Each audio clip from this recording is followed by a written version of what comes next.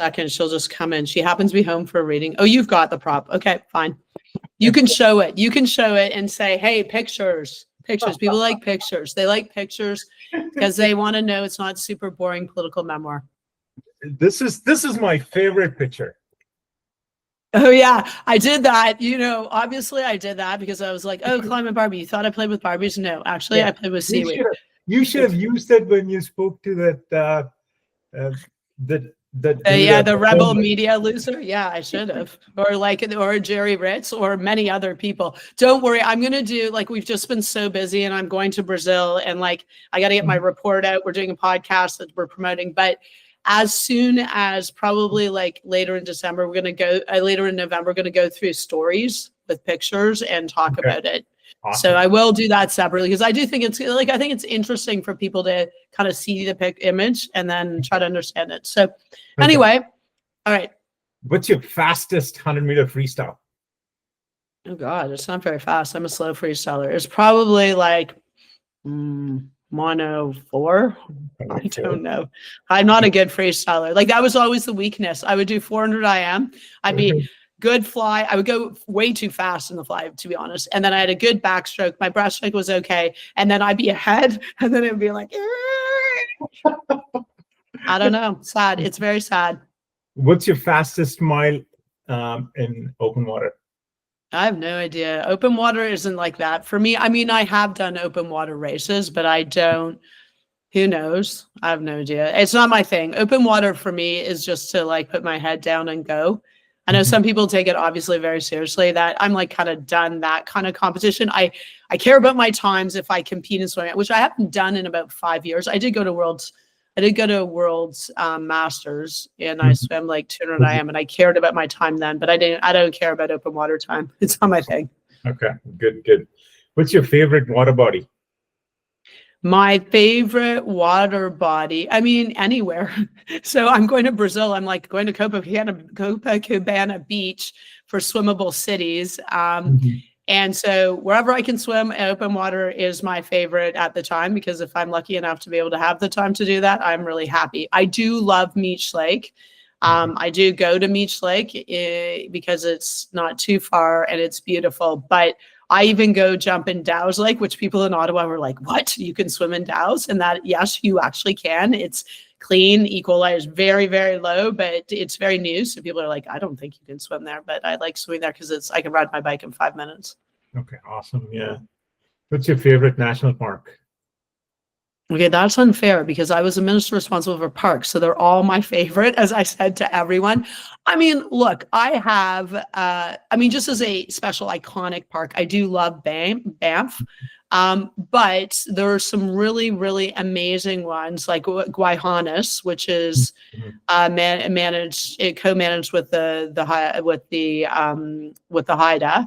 That is super amazing, beautiful, the best ever, so different and iconic, but also very important to the Indigenous peoples who live there. And the history is interesting. They didn't really want to become a national park, but they did it because you might remember Clayoquot Sound and the cutting of trees. The other one that is also really amazing. I mean, like, look, they're all really amazing. And I was very lucky when I was minister. We would spend all of our personal dollars taking kids to parks. But the Torngats is really, really amazing. That's really hard to get to, but it's in Labrador, and I went with Inuit leader Natanobed. That is extremely beautiful. I also swam there. It was freezing, but I swim wherever I go. I've done high Arctic parks too. I swim there too. Okay. Another cool thing that you did as a minister was you gave everybody a free 1-year pass to the national parks. That was awesome. Way to go. Oh, thank you. You know what? I was like, okay, what's memorable for 2017? And and it's also not just parks, it's also national historic sites and marine conservation areas. Yeah, I mean, I thought like this is something that sometimes experiences are as important. And my view of parks was if you actually connect with nature, you'll want to protect it. So I actually had a goal that was related to what I was trying to do, which was get people out in nature to connect with it. And then they would support policies, on the environment and climate change, because it's so important to protect Yes. parks. And I know for me, when I go swimming in open water, yes, it is to get away from it all. No one can phone me or text me or do anything, but it's also because I connect and I'm reminded about how important it is for these public spaces to be clean and for us to value them and protect them. Okay, awesome. I wanted to talk to you about this. This was very cool. This is something that I did as a kid. Tell me more about this. Forget about Barbie. Let's just talk about this. So that's my book, Run Like a Girl. And people think it's a political memoir. It's really about my theory on making change, or what I learned about making change. But it also is kind of funny because, Madhu, you'd appreciate this. My swim coach is like, how'd you call it Run Like a Girl? It's really Swim Like a Girl. Better title, Run Like a Girl. Plus, you will see there are stories about running like a girl. But that is seaweed. So in my backyard at home, like when I was growing up as a kid in Hamilton, there was a ravine. And so I did not play with Barbies. Nope. My friends and I, we would go run wilds. Like there were no play dates. My mom would be and dad were like, get outside. We don't want to see you. So we just go run wild, and we would go and find in the creek, there was like seaweed, sort of like things growing there. And we would take it, and we would take the seaweed and we would put it in a jar. And then if you leave it in the sun for like a week, it's really disgusting. And so we would do that. And then there were like often boys that would break our forts because we would build forts. So we would wait for them. And then when they try, we would throw it at them. Yeah. There you go. I know that's a little weird, but actually it was super fun. So you wanted to go to the Olympics. You chose politics as your job, and you raised 400 IM. Looks like you were built for pain. That is true. It is true. Like people think that 1500 is the hardest race. I am sorry. It's 400 M, maybe 200 fly, but I was not going to do 200 fly. I wasn't that bonkers. But yeah, 400 M is definitely a super painful race, especially as I wasn't a great freestyler. So it was extremely painful because I would go out too hard and then I would die. So that was hard. But yeah, like, people always ask me, like, did you want to be a politician when you grew up? And I was like, no, I wanted to go to the Olympics. And spoiler alert, I did not go to the Olympics, but I went to Olympic trials. I went way faster than I ever expected. And I learned about how to do hard things, like how to work hard, how to get up every day and do the work. And then sometimes you got to go in the blocks and you swim. And if you suck, which often happens, or you're never achieving the time you want, really, because you have long-term stretch goals, then you just got to go do more work. And so it's a good lesson. It's a good lesson because in life, things, you're going to have to work for things, and you're not always going to win. Most of the time you won't win. So you just get back at it. And swimming is also about team, like especially when I was in university, because we were trying to win nationals as a team. So everyone's points count. And I wasn't the best swimmer on the team. We had Olympians. So that was also really valuable. So yeah, like all these lessons is I try to tell, especially young people, like my CV sounds really amazing. Like, you can jazz it up if you look at it in retrospect, like it was all predestined. I was going to be Minister of Environment and Climate Change. That is not it at all. And a lot of it is what you learn when you're growing up, including through sports. I think sports is super important, or anything that you do and you work hard at. So if it's you love art and you do that, or you love music, like these things teach you discipline. And you get rewards often, like you feel like you've conquered a piece of music, or you've, done something a piece of art that's amazing, or you win a swim race, but sometimes you're not often going to not be satisfied. You're going to continue doing something. So I think that all of those lessons actually will serve you well, whatever you do, but certainly in politics. Yes. Awesome. Yeah. I know I'll be jumping between different topics. I'm page 50. I'm going to try something.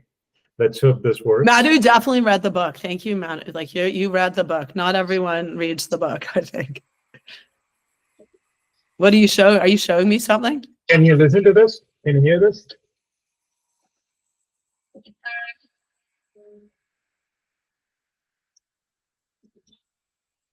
Am I supposed to hear something right now? I can't hear. You can't hear me? I can't hear what's you're playing, sadly. This is page 50, War by YouTube. Ah, okay. What is page 50? Yeah.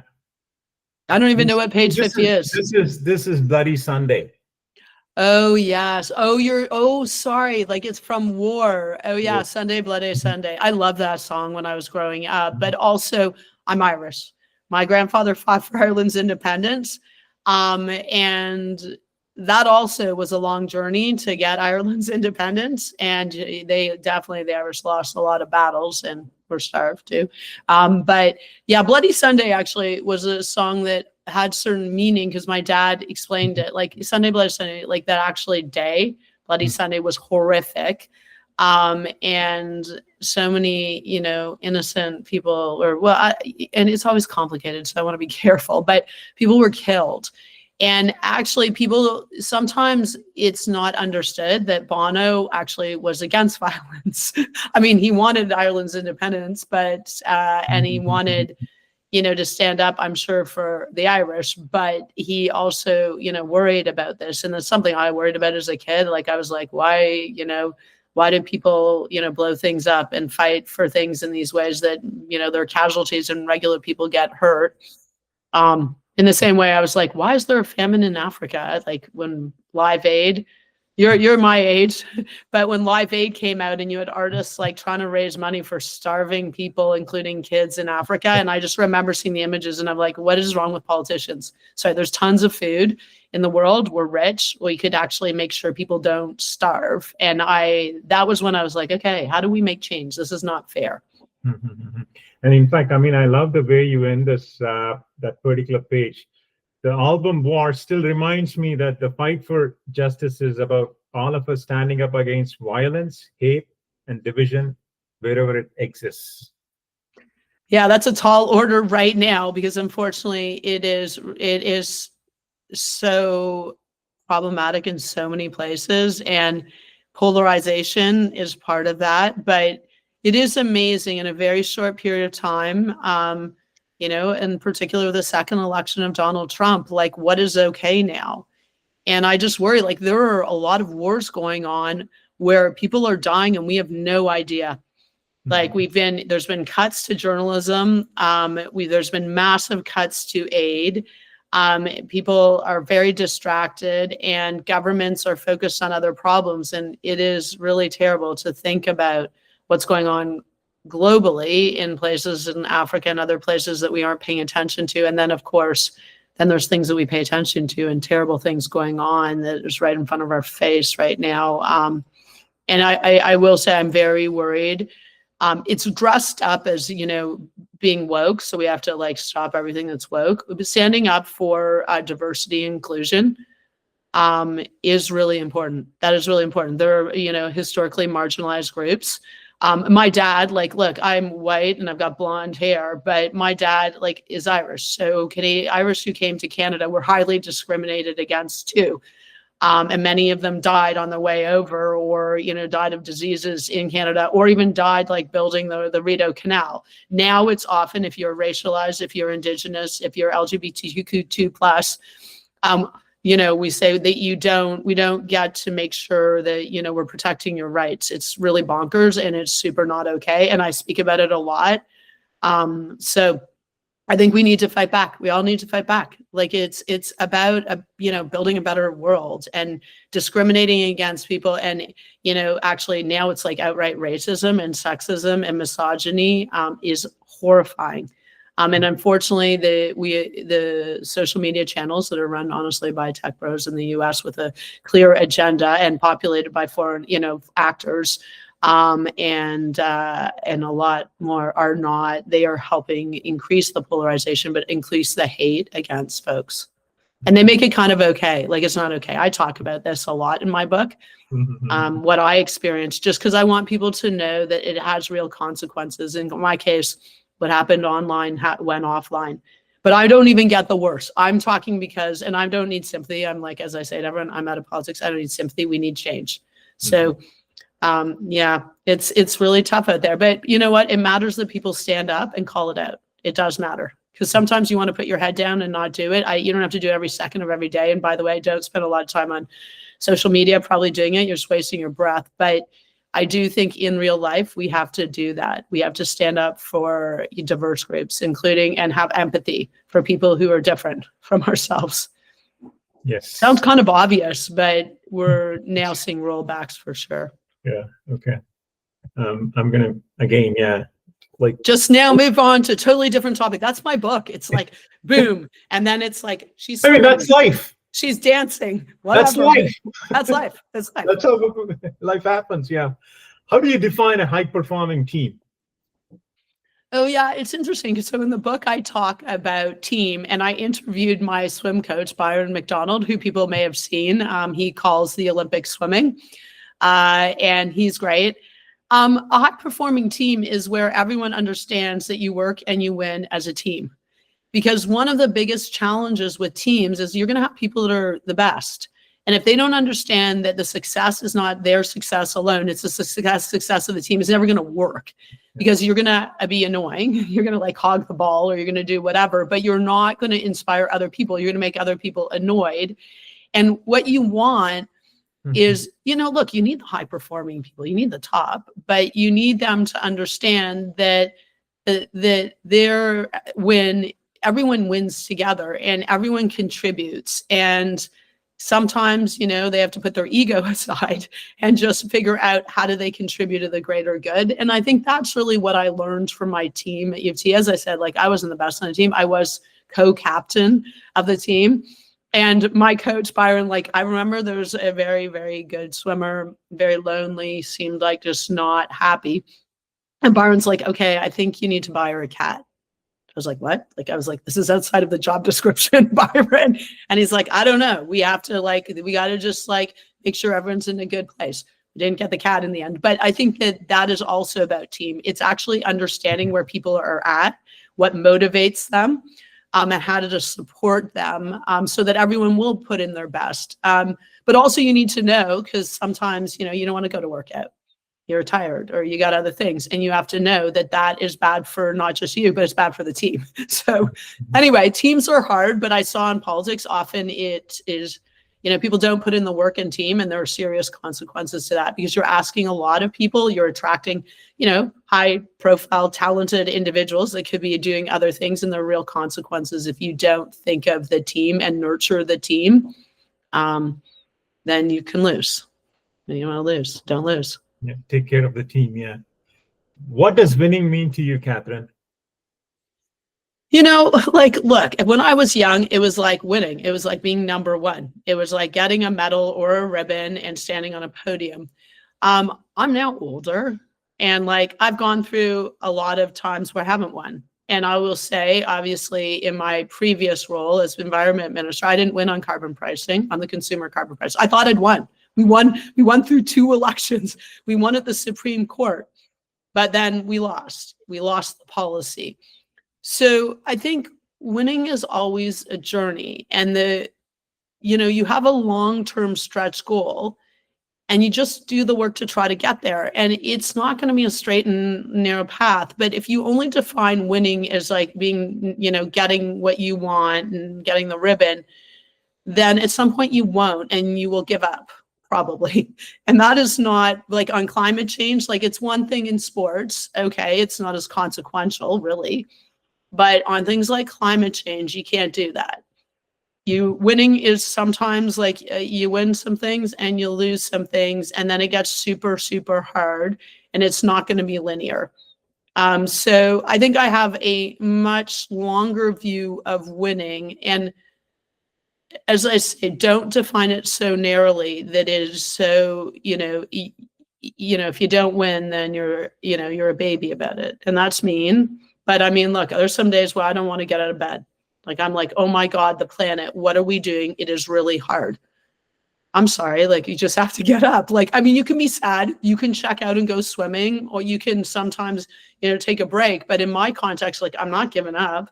So I'm just going to have to get up again. And winning in this case is like having a safe future. So it's a very long-term goal, and it's not going to be all about me. And that's the other thing. Like sometimes, like people, when I left politics, everyone was like, how can you leave politics? Like if you really cared about climate change. So I was like, okay, number one, I did a lot.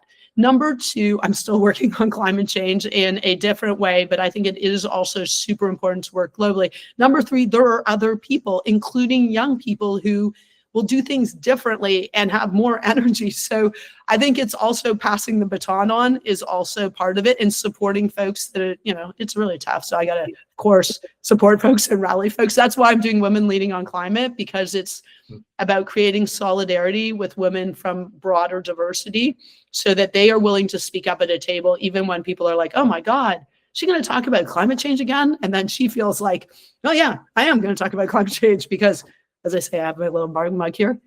Like awesome, the thing is the thing, and the thing is climate change. So I want people to feel like they're supported and they can speak up, because we're only going to do it. It's not going to be me. It's not going to be one person. It's going to be like a whole movement, and it's going to have a lot of stops and starts. This is my cup. Awesome, like my daughter. That's nice. Cheers. At some point we'll have a coffee together again after a really cold swim, probably somewhere in like Burlington Bay or something. Okay. So another cool thing was being more ambitious after you became a mom. Yeah. It's interesting because that actually was surprising. So I have a good friend, Reva Seth, who wrote a book about this, and it was called The Mom Shift. And it's really a shift in your perspective on winning or what's important. Like for me, I was working in corporate law. I did not love corporate law. It was just, I didn't find it rewarding. Obviously the hours are bonkers. I mean, you get paid well, but at what cost? And I started defining success differently. It was really hard because when you're a lawyer, like there's this thing about being a lawyer, and my parents, like my dad was like, oh, you're in a big law firm. Like I was like, this is a nightmare. And then I suddenly decided, wait a minute, like I have limited time here. I actually thought like a lawyer, like time is money. I had a little amount of time. So what is important to me? And important to me was like doing something, if I'm going to be spending time, which I was going to be spending time working, what was I doing with those hours away from my kids? And so then I was like, yeah, I'm not doing corporate law. Now that was really hard, and people see in my book, like I'm not rich. So I had to like do it in stages, do it on the side, raise money, and then eventually just take the leap where there's no pension, there's no job certainty, you're fundraising. But that's when I was like, yeah, like this is more meaningful for me. I started a charity with a friend that was called Canadian Lawyers Abroad. It's now still existing, which is amazing because I haven't been involved for a long time, Level Justice. And I just made the jump to go do that and took a risk. But that was because that work was way more meaningful, especially when I had kids. So I had to make a choice, and I made the choice to be able to do something more time with my kids, but also the time I wasn't with them. It was something that I thought was important. Okay. That was fantastic. Yeah, thank you. Yeah, I agree with you on the fact that, okay, ministers reading from the binder. What's that about? I watched BBC and CBC, and this is, yeah, I agree with you on that. Yeah. Well, it's interesting. So I don't know if anyone's watched Question Period, don't, but okay, if you do see Question Period, and unfortunately you probably see it because you see clips that are like supposed to go viral. And it's like literally people shouting at each other. Like, I was like, oh my God, I didn't even know this. Like, I had never watched I'd gone to Question Period once, and I was like, this is terrible. And where are the women and whatever, maybe I could do this. So that helped me decide that I could be a politician. But I never really spent a lot of time. Like some politicians, like they love Question Period. They loved watching. That was not my thing. I was like, I was swimming or doing anything else. So when I got to be minister, I didn't know that, I thought you got questions ahead of time so you could prepare and provide a good answer. You don't. So you go to Question Period and they ask questions. And if you're a minister or the prime minister, you've got to respond on behalf of the government and be held accountable. That's really, really important. So that's good. But the problem is, like, I was given, like, so I became minister. Like, I just run this 2-year-long campaign. I went to the Paris Agreement, Paris negotiations, COP21 on climate change. And then I had to come back like in the between that and do question period. And I was like given this massive binder, and I'm like quite anal. Like I like being prepared. I was like, how could I possibly know? It had like 60 tabs about any question I could be answer. And I didn't even know my portfolio in great detail. Like it's very detailed. If you're doing environment and climate change, like there's many, many issues, like many, many things you do, but many, many problems. Like a little frog, la rainette faugrillon, is like going extinct. So like you have to take measures. So like you have to know high, low, everything. Although in the end, I mean, there's just Pierre Poilievre and conservatives yelling at me about carbon pricing, but I didn't know that then. And so you get given this binder, and this weird thing, like you'd think that I was like, okay, I'm not gonna know the questions ahead of time, but you quickly figure out like they're just going after angles. Like what is the issue of the day, or what is the issue they're trying to create as the issue, which, as I say, in my case was a lot of carbon pricing. But I did not want to read because I find it really annoying. And like definitely the Prime Minister's office and the whip's office, so like our Liberal Party side, they want you to read. And it is riskier not reading, but it actually, like, you don't even know what exactly the question is going to be. So if you just read, sometimes people are reading random answers. Sometimes they're reading answers that are talking points, but don't actually answer the question. So I always tried to answer my questions, and I prepared, but I also knew they were also going to be on whatever the issue of the day is. So, and sometimes if I didn't know it, it would happen on Fridays, because Fridays were a different kind of day, and you would have generally, there'd be more flexibility, and you'd have, backbench, like you'd have people on the other side that didn't normally ask questions asking. So it could be random. And I'd say, look, unfortunately, thank you the member of the question. I don't know the answer. I will get back to you. That's okay too. But unfortunately, like just so many people are like reading blah, blah, blah, blah, blah. And it's just bad, because on the one hand, you're getting slammed and often personal attacks. And the other side, people are like, blah, blah, blah, blah, blah. And so that's not exactly what I think we were trying to do with question period. Like it was, to ask serious questions and then to hold the government account, and the government has to provide real answers. So anyway, that's a long, I have a lot of views on this, but I do think it used to be you could not bring papers into the House of Commons. Maybe that's just a thing. Maybe you just have to do that. I mean, it used to also be that we weren't live streaming it, so everyone didn't do everything for a clip. So there you go. Awesome. Thank you. This is another favorite of mine. Tell me about this. I think what park? I'm trying to remember. Is that Saguenay? What park? I think I say what park it is. This is Forillon National Park. Oh, Forillon. So anyway, I mean, like, as I say, I love every national park. They're all amazing. That's a beautiful park. And what I would do, so that's me swimming underwater. And I guess there's parks people, or someone had a drone. So they took a drone picture of me swimming.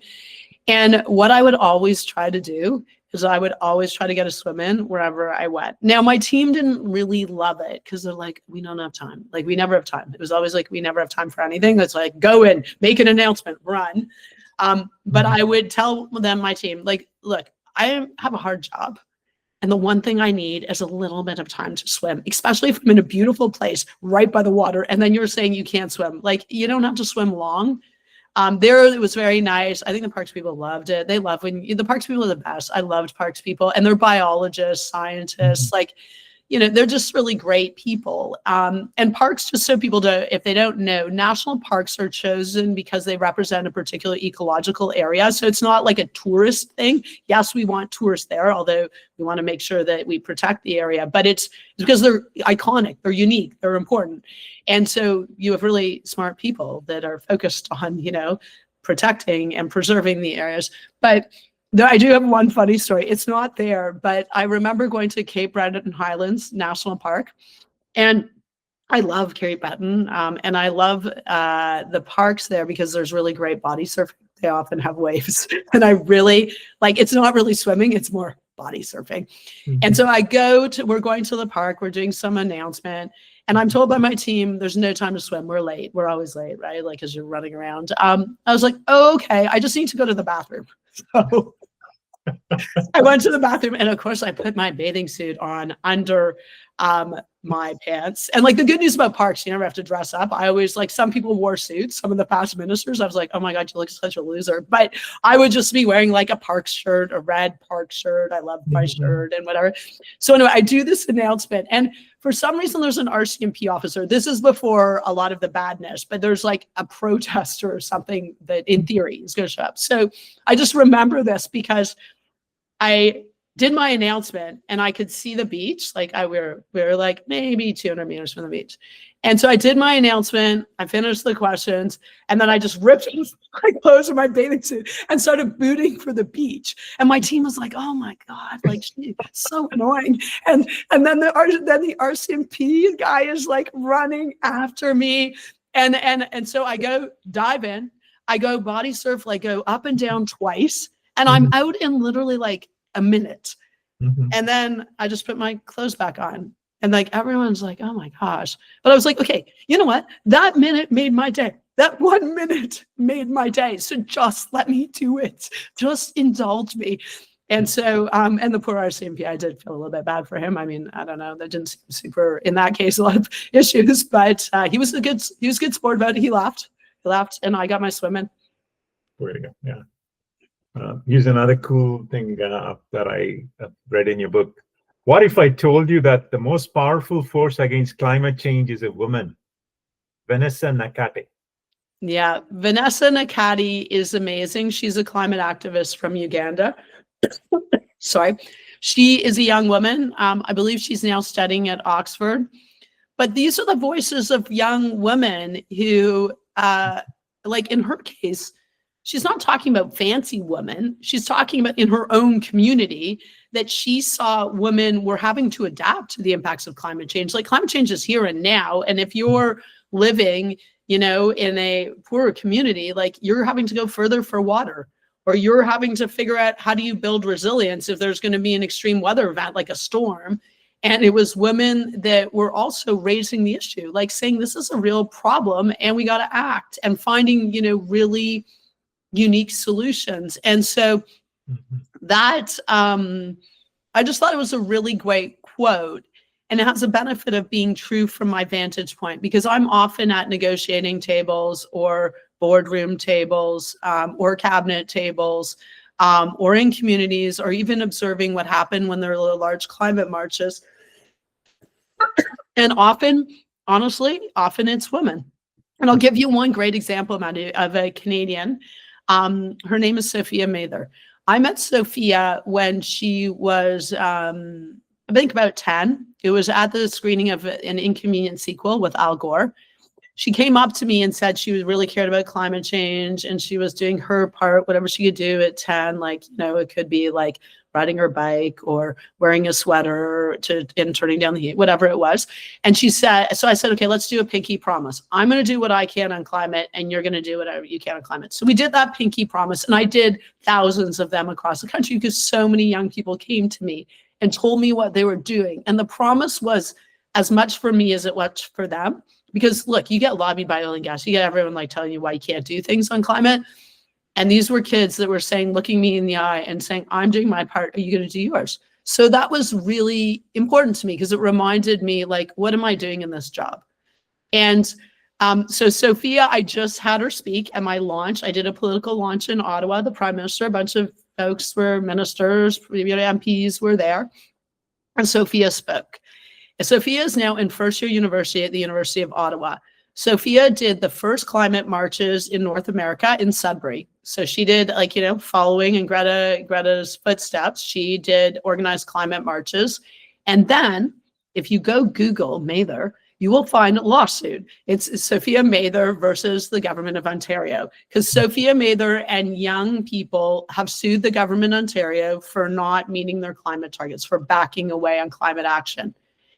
And that's the thing, like, you know, women, including young women, are doing real things, whether it's marching in the streets, doing something, you know, in their own in their community, doing things globally in places that are really impacted by climate change. I mean, we're all impacted, but imagine if you live in sub-Saharan Africa.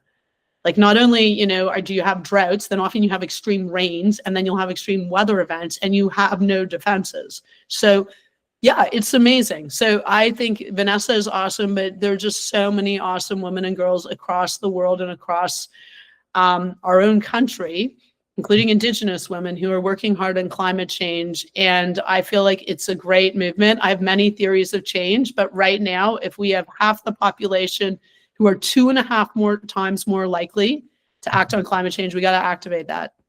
Awesome. I have 3 more questions. Okay, I know. All righty, let's do it. I know you do a lot of hard things. What's the hardest thing that you've done, Catherine? I mean, probably raising kids during COVID, especially.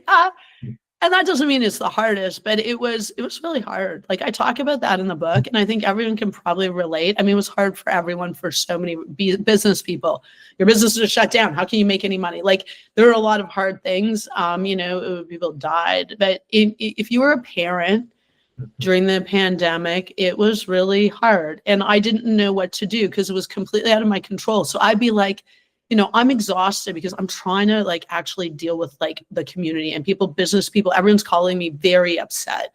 And so we're working around the clock, but at the same time, I'm also trying to be a mom. Everything's online now, which I tried to control online access, but that was really hard because of the age of my kids. Their school, they were, like preteens, teens. And, I would be like, okay, I'm going to like today, we're going to do something together. Like, we're going to like try to make it special. So I'd be like, okay, let's go play a game. And they're like, a game?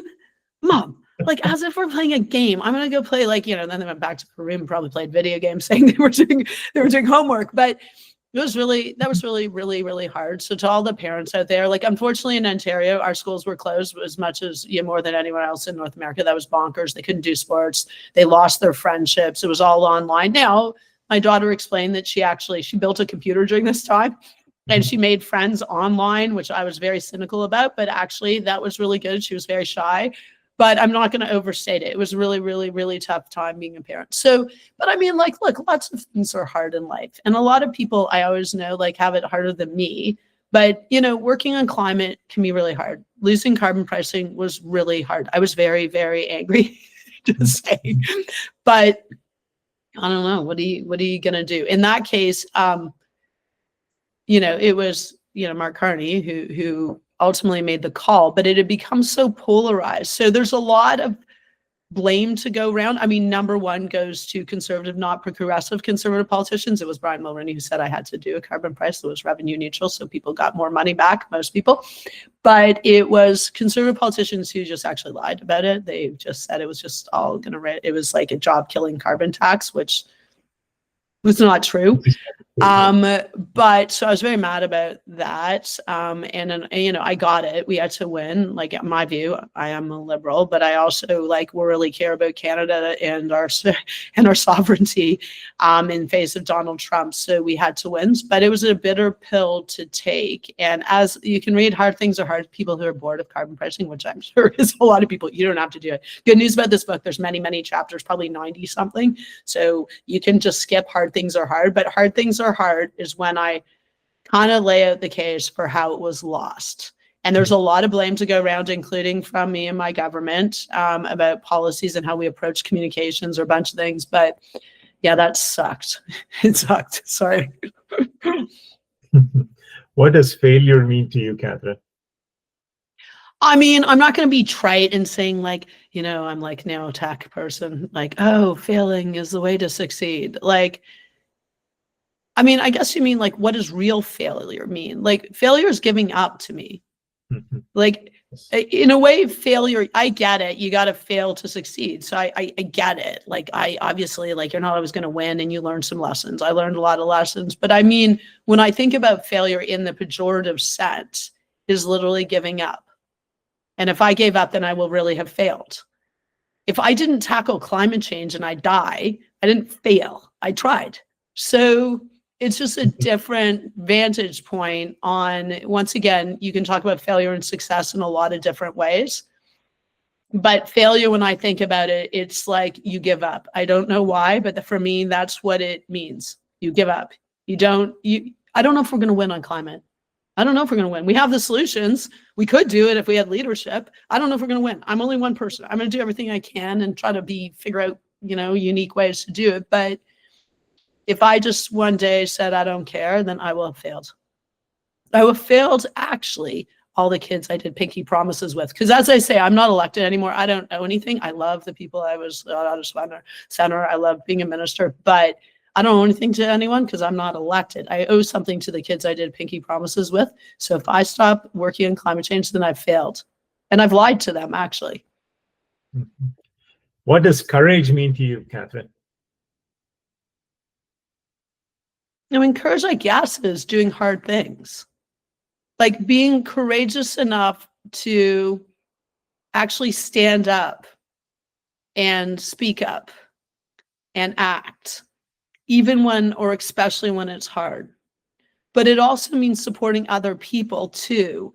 And I think there's just a lack of courage out there. Like people see bad things happening every day and we're losing empathy. And so empathy gives you courage to say when something is not right or when it's not fair. And I think there's a lack of courage amongst leaders right now. I know it's hard. I was in politics, but like leadership, including on climate change. Like it's easy to do easy things, like to just keep on burning fossil fuels, except it isn't that easy. It's like actually having a massive impact. And we know that. And it's not a political issue. It's a science issue. It's a physics issue. However, it's as if we can just like have this political game on climate and it just keeps on getting worse. So I think courage is literally, it's doing the right thing. And I know that people have different vantage points on doing the right thing, but in climate, it's actually like, are you actually reducing emissions and scaling money to clean and not lobbying against climate solution? Like I can give you a definition based on my UN net zero integrity matters report, which I have a new report coming out soon. But yeah, I think we need more courage. And courage isn't just for leaders, it's for everyone. Because ultimately the only way to go back full circle when you were talking about the hate and what we're seeing right now, it's all about society, right? It's like, what do we value and stand up for what we value because you can lose it. I look at the United States and I was like, oh my God, like we're losing democracy there. We're losing the rule of law. We're losing, respect for human rights. Like we're losing separation of powers. Like, and a lot of people are just like, I don't know, just trying to get through their day. Well, good luck with that, because your day will look really bad if you lose, lose all the protections, you lose democracy. That's gonna look pretty bad. It's already very bad for many people. And as I say, it's often, it's racialized folks, it's marginalized folks, poor people. It's LGBTQ2 plus community, it's Indigenous people that are often the biggest losers, but we all lose. Yeah. Catherine, cheers. Cheers. Let's go swimming together. We have to go swimming. Have a cup of coffee, yeah. And have a cup of coffee. I mean, especially if it's really cold, like make sure that we have a cup of coffee and maybe a sauna. Sauna would be nice. Can we get a sauna like by where we swim sometimes? It's a little cold. I'm less into the cold water. I'll do it because I'll swim anywhere. But anyway, it's a pleasure to do it. Like yours in swimming. Yours in swimming. Cheers. All right. Thanks. Bye. Bye-bye. Yeah.